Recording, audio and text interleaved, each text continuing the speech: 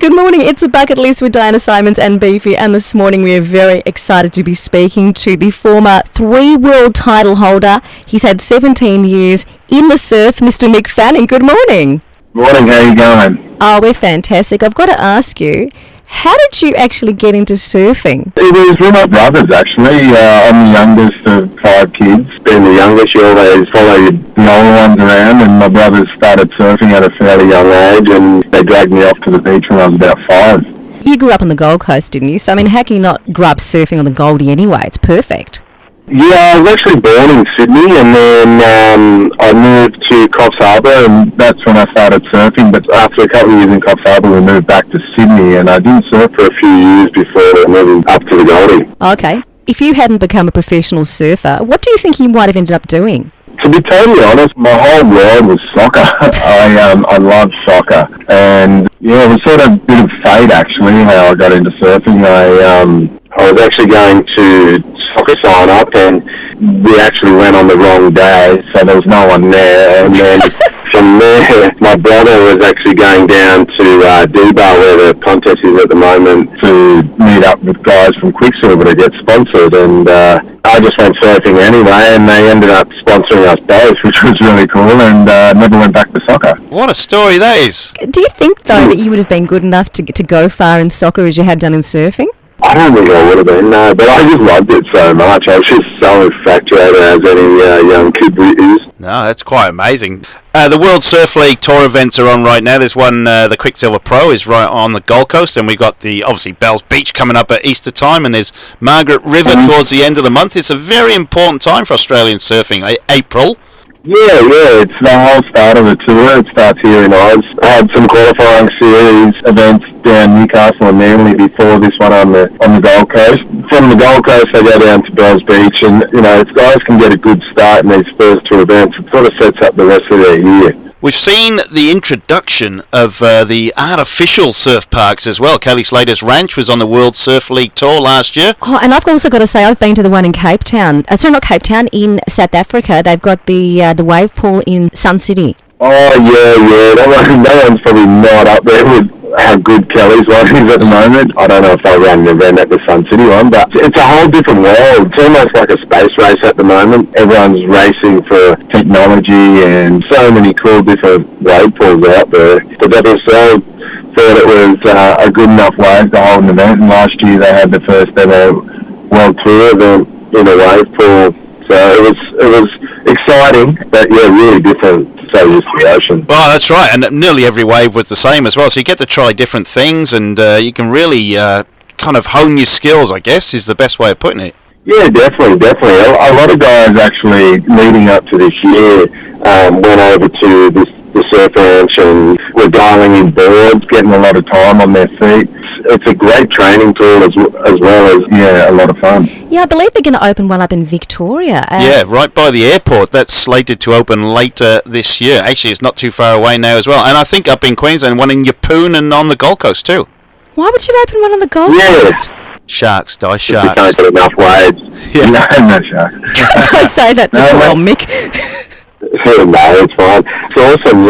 Australia's got 3 or 4 different technologies that are rumoured to be opening up. The one in Melbourne looks like it'll be the first one open. That'll be exciting. Oh, I hope you come down and check it out. That would be cool. Now, Mick, you've officially retired, but the Olympics are beckoning. Surfing is in next year's Olympics in Japan. Are you thinking about a slight comeback so you could be an Olympian? No. I'm too old and slow for what the guys are doing these days. The level of surfing that's going on at the moment is incredible, and I feel like I'd sort of just be in the way. I just sort of ate a piece of humble pie and went, yeah, you guys do it. If you guys need help, I'll be here to help out.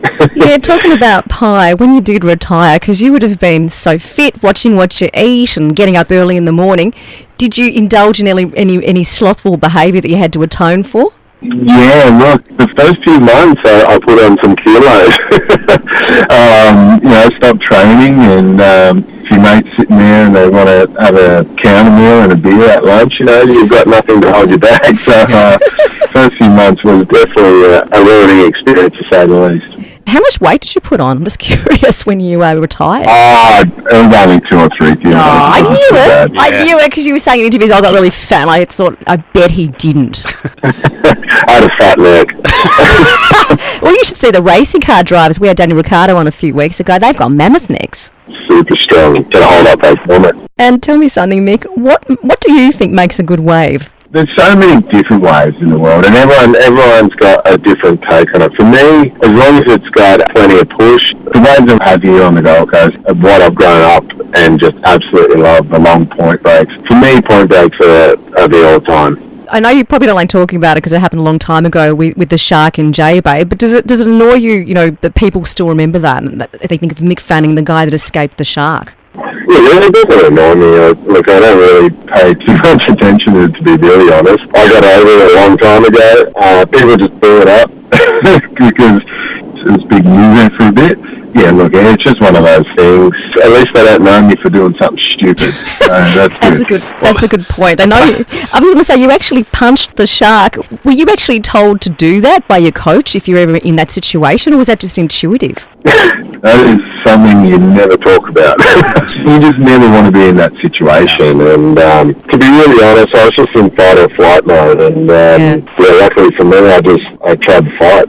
I know. Look, we're happy that you came out safely, but I mean, is there something that you look back at now and you go, oh, that was just so surreal, it doesn't feel like it was actually you? No, look, I still remember it. I can still see it pretty perfectly in my head. I've had so many close calls in different areas, sometimes you almost get hit by a car going across the street. So I try and put it in that sort of realm, It's like, okay, it's something that happened, just move on. Yeah, true. Now, Mick, you've talked about your love of soccer. I know you've toured around the world, obviously you've surfed everywhere, but is there a certain event or a certain sports event that you really haven't been to and you want to tick off in your retirement?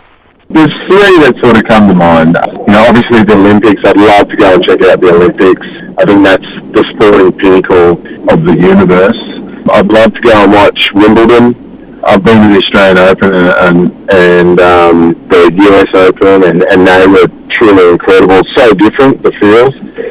So Wimbledon's up there. And then I'd love to go and watch a World Cup final in soccer as well. I think that would just be totally awesome as well. Just the atmosphere would just be next level. Yeah, international football at that level is just crazy, and the fans just make it an event that you're never ever going to forget. Yeah, no, that sounds incredible. I've been to a couple of EuroLeague games and stuff like that, and they were incredible too. Yeah. You have to just get up to that next level.